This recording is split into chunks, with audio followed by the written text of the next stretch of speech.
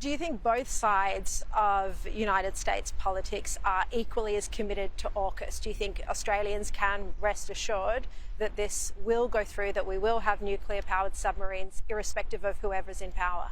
Yes, I do. And, you know, I made sure when the bill I passed was bipartisan. Very important that we not play politics with this. One nation, one voice. Australia, I can tell you, I met with your leadership.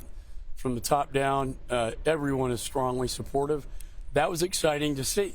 And there was a small amount of opposition, maybe to the nuclear piece, but that is not used in any way for nuclear projection. It's just to power the submarines.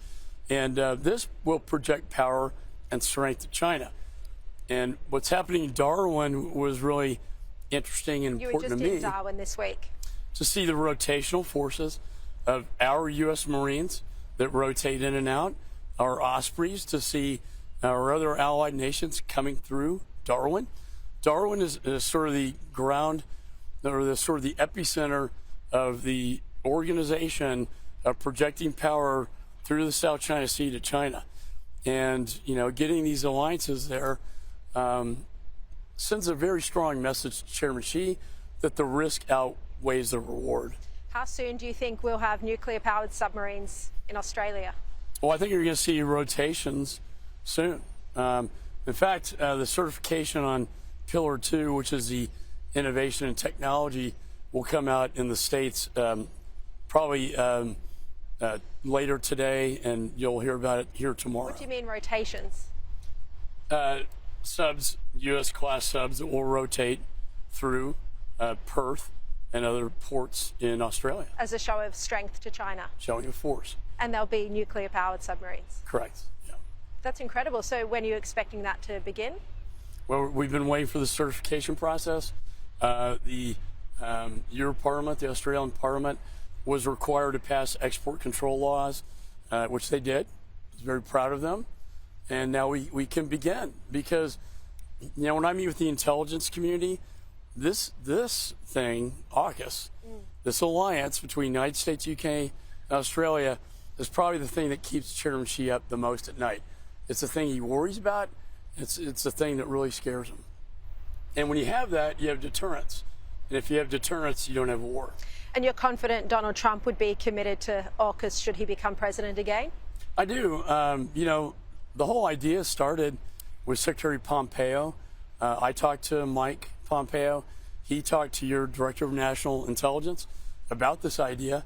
So it's really an extension of something that started under the Trump administration. I love history, and I study my father's generation quite a bit. I was at the Tomb of the Unknown Soldier in your capital city. I was in the Philippines, 55,000 Americans buried there. I was at Normandy for the 80th anniversary of Normandy and the sacrifices that they gave. The parallels between the late 1930s and today are very real. History does repeat itself, and I don't want it to repeat itself in the Pacific. Do you mean in terms of anti-Semitism or global volatility it's repeating itself? I think in terms of a world war.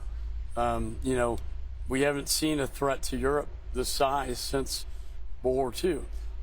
Even according to your Director of National Intelligence, we haven't seen a threat like this to the Pacific since World War II.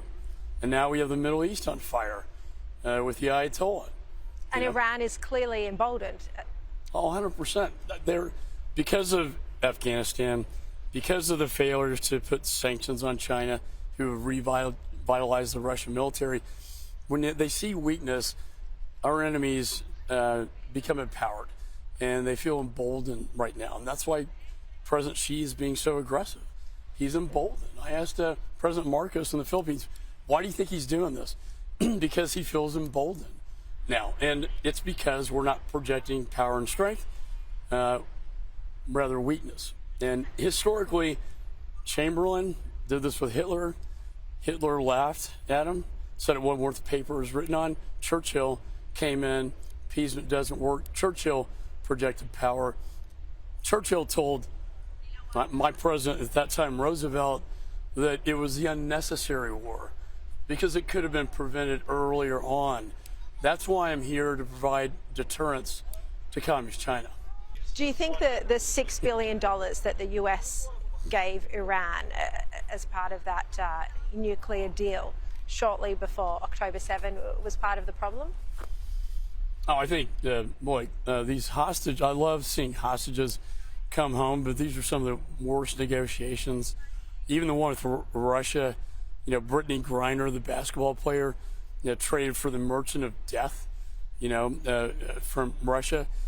We gave Iran $6 billion for these hostages to come home.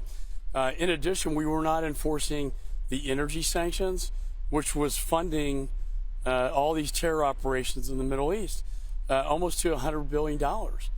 And the drones and weapons exported from Iran, we were not sanctioning, and rather allowing them to send that to Russia to kill Ukrainians, but also to kill Israelis. So on the National Security Supplemental, we put those sanctions back in, and we made them mandatory that you have to enforce these. Yeah. I would argue with China, with these, the way they've helped the Russians in their military, they need to be sanctioned as well. Yeah, because we are seeing supplying of weapons for different conflicts at the moment, as you say. Michael McCaw, a pleasure to speak with you. Thank you very much for your time. Thanks, Sherry. Thanks for having me. Thank you.